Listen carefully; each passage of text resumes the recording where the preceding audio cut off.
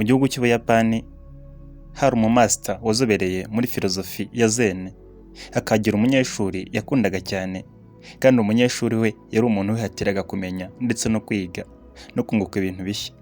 Yari umwana wumviraga, umwana wumva ko afite ejo hazaza he kandi agomba kuhategura binyuze mu bikorwa bye, mu maboko ye ndetse no mu bitekerezo bye.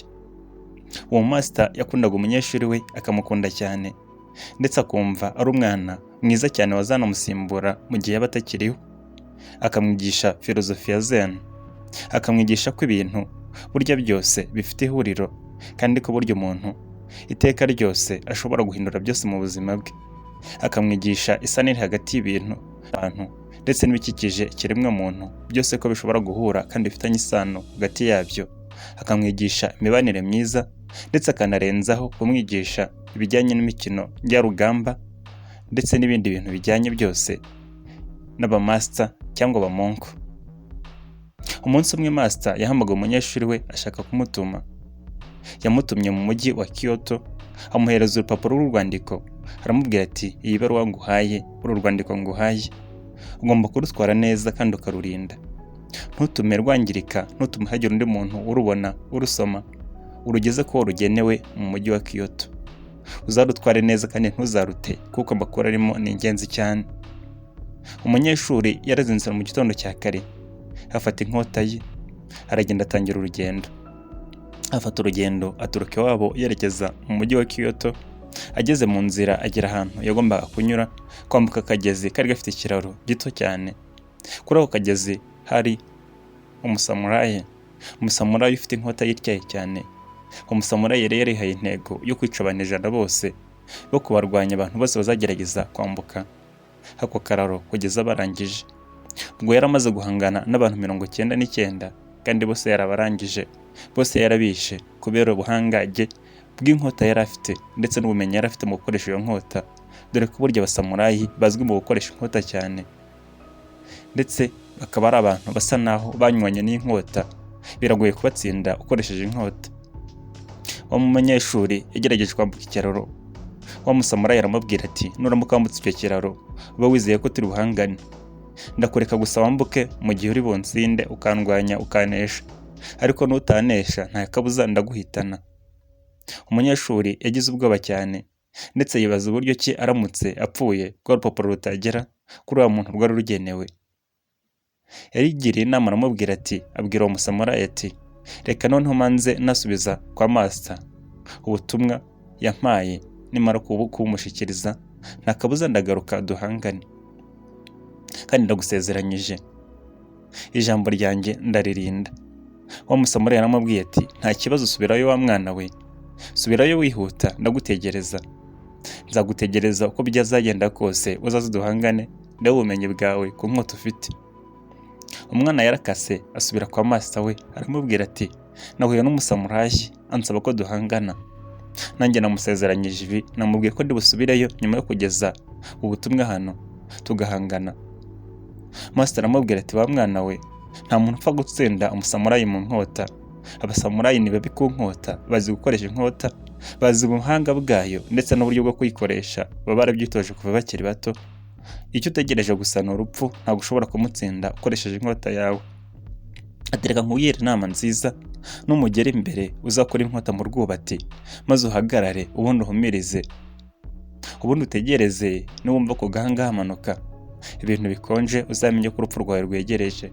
Urupfu rwawe rwaje, urwo ruzaba ari urupfu rwawe, nta kindi ntuzererwe urusha ngo wihangane nawe.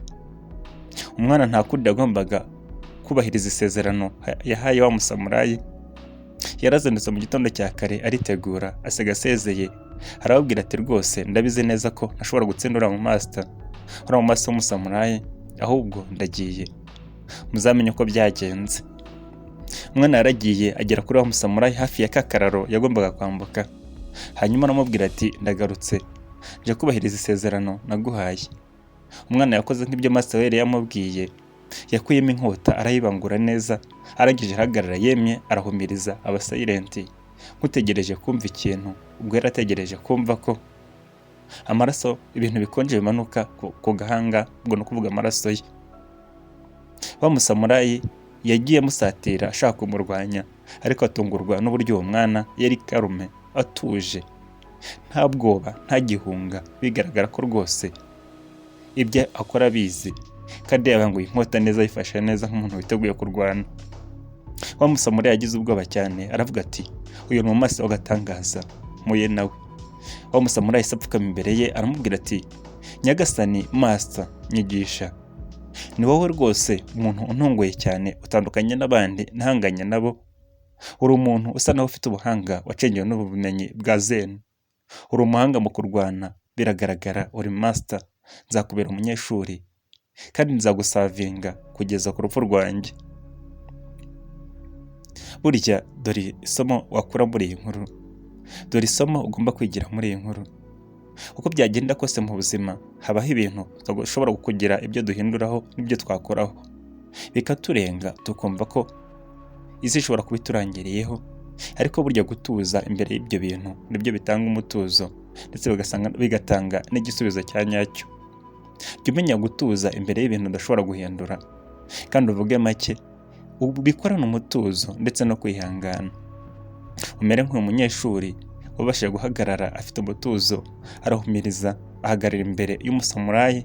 Umusamurayi wavutse atozwa inkota, atozwa kwica, atozwa gukoresha inkota y'amugi yombi, inkota irimbura, inkota itinywa na benshi, inkota inyarwa nk'isasu, inkota irya benshi, ariko uyu mwana akabasha gutuza imbere yayo, nta panike, nta bwoba, ahubwo akabarana icyizere, ategereje ikiri bubi.